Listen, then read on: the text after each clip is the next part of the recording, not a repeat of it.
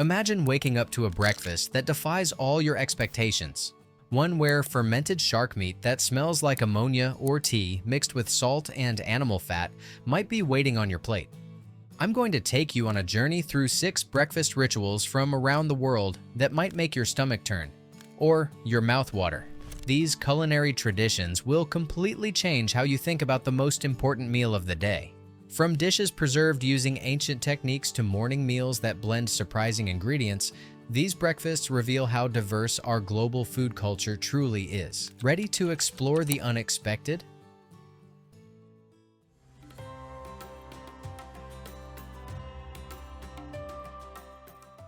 Let's start our journey in Iceland, where breakfast might include something that would make most outsiders reach for a gas mask. Hákarl, fermented Greenland shark, has an unmistakable ammonia smell that hits you like a punch to the sinuses.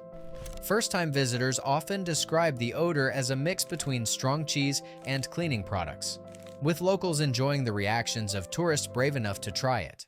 I don't like the shark. It's like ammonia. What makes Hákarl truly fascinating is its preparation. Fresh Greenland shark is actually toxic to humans due to high levels of urea and trimethylamine oxide. To make it edible, Icelanders bury shark meat in gravel pits for 6 to 12 weeks, allowing it to ferment and drain. Then it's hung in special drying sheds for 3 to 4 months, where it develops its distinctive aroma and flavor. This preservation method wasn't just clever chemistry, it was survival. In Iceland's harsh winters, Hákarl provided essential protein and omega-3 fatty acids when fresh food was scarce. Today, Icelanders serve small cubes of Hákarl alongside shots of Brennivin caraway-flavored schnapps during winter festivals and special occasions, treating it as both nutritional staple and cultural touchstone. Where outsiders see and smell something repulsive, Icelanders see a proud symbol of their ancestors' ingenuity. Hákarl represents generations adapting to one of Earth's most challenging environments, turning a poisonous predator into sustainable nourishment.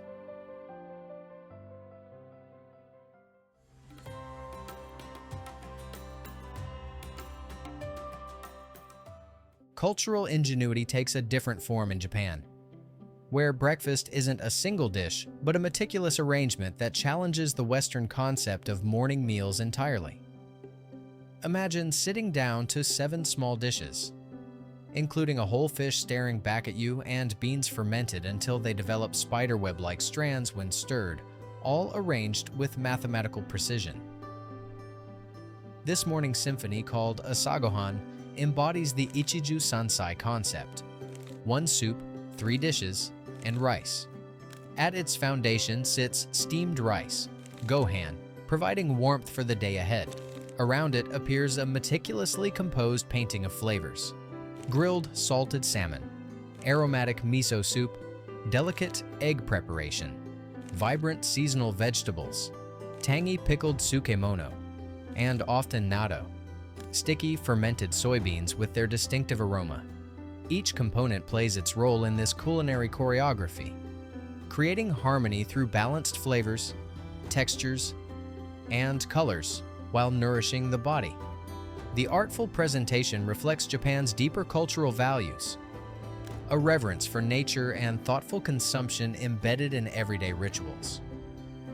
Even the eating sequence follows a deliberate rhythm, designed to enhance digestion and allow appreciation of each distinct flavor, transforming a simple meal into a mindful morning ritual.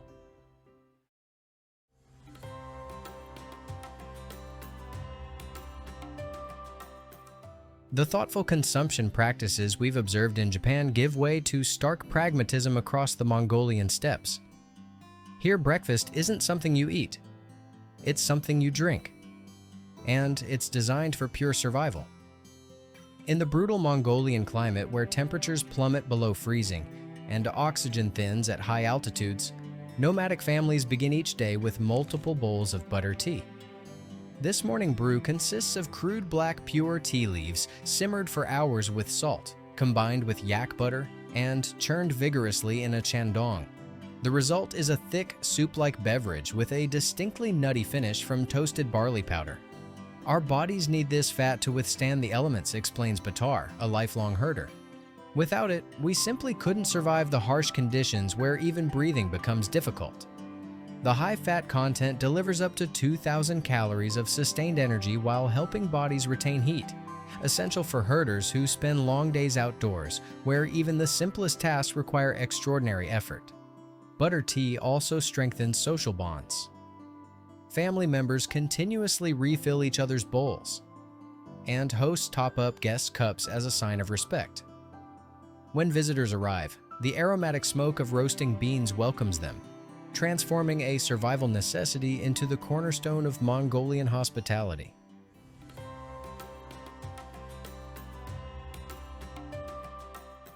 The social bonds created through Mongolian tea ceremonies pale in comparison to what happens when an Ethiopian family invites you for morning coffee. In the highlands of Ethiopia, the most important part of breakfast isn't the food at all, but a carefully choreographed coffee ceremony that transforms strangers into family through 3 distinct rounds of brewing. This isn't just coffee. It's a 3-hour commitment that begins before dawn. The ceremony, typically conducted by women, starts with green coffee beans being washed before roasting over an open flame, filling the room with an intoxicating aroma. The beans are then ground using traditional wooden tools called a mukecha and zinazina, before being brewed in a clay jabina pot.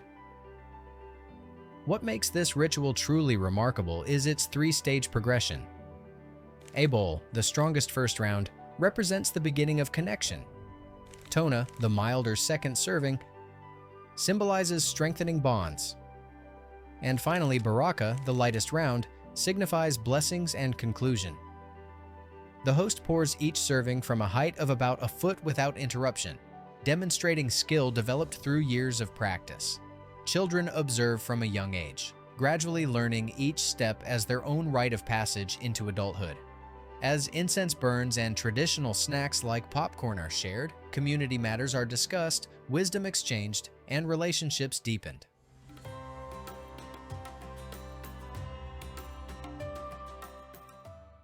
Across the ocean from Ethiopia's elaborate coffee rituals, Colombia challenges everything you thought you knew about breakfast compatibility. Imagine watching cheese melt into your hot chocolate, not as a cooking disaster, but as an intentional flavor combination passed down through generations. Chocolate con queso transforms blocks of raw cacao melted with cinnamon and sugar into a thick, velvety liquid where chunks of fresh white cheese like queso campesino are dropped. The cheese softens while maintaining integrity, creating stretchy, gooey strings when scooped with bread or arepas. This pairing emerged like a culinary jazz duet. Indigenous cacao traditions meeting European dairy influences. The resulting breakfast embodies Colombia's cultural identity, where seemingly opposed elements create something entirely new and distinctly Colombian. Traditional tools hold special significance. Families use copper or clay chocolateras and wooden molinillos that become treasured heirlooms, each carrying stories as they pass between generations. Throughout Colombia, you'll find regional variations: saltier cheese in coastal areas, added cloves in mountain regions, all maintaining the fundamental principle that defines Colombian culture: bitter cacao, sweet sugar, and salty cheese, creating a harmonious trio that celebrates the nation's blended heritage.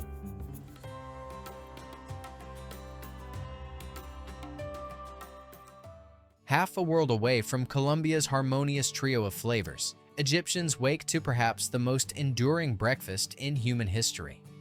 Archaeological evidence places fava beans in the Nile Valley thousands of years ago, with dried specimens unearthed near Nazareth dating to the late Neolithic period. This makes full medames Egypt's national dish, one that likely nourished the builders of the pyramids. The preparation begins as evening falls. Dried fava beans are soaked overnight before being transferred to a kidra, a specialized metal cooking vessel traditionally buried in hot coals.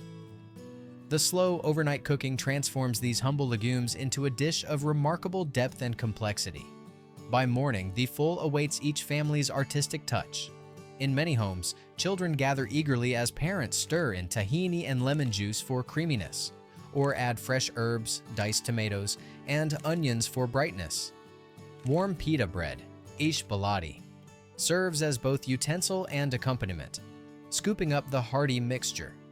Regional variations abound: Syrian copper jars, Ethiopian Berber spice, yet everywhere. Fuel transcends class boundaries, from street vendors serving laborers to elaborate home preparations with eggs and pickled vegetables. What we've seen throughout our global breakfast journey reveals something profound. Our reactions to unfamiliar foods aren't hardwired, but learned through cultural conditioning. The morning rituals we've explored aren't random culinary accidents. They're sophisticated adaptations to specific environments and social needs. Each tradition we've witnessed reflects ingenious solutions to local challenges, embodying cultural values while utilizing available resources. What does your breakfast say about you and your culture? Next time you encounter an unfamiliar breakfast, consider it a window into another world's wisdom. Perhaps try one at home. These morning meals connect us all through our shared human need for nourishment and community.